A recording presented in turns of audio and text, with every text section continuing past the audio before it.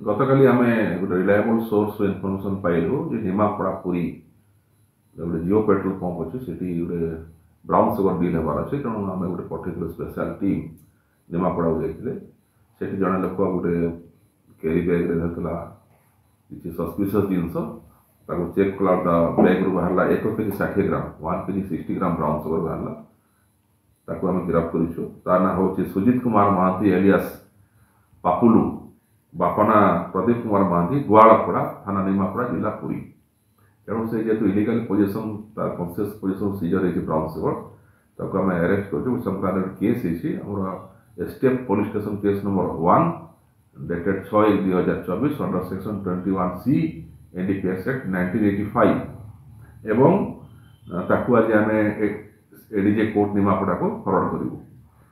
आप जानते धड़ा जहर विरुद्ध में स्पेशल ड्राइव चली 2020 मसीह बर्तमान आम more than 75 KG brown sugar जबत कर सारूँ कोकेन 200 ग्राम सीजर होती 116 कुंटाल गंजी 3 केजी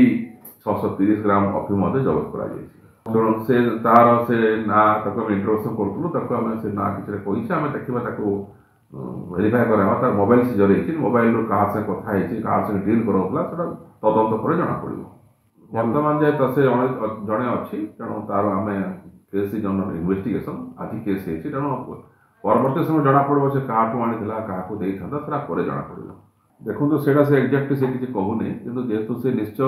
1 केजी जड़े निजे किसी कंज्यूम कर निश्चय से बिक्री नहीं था से सब डीलर मान निश्चय से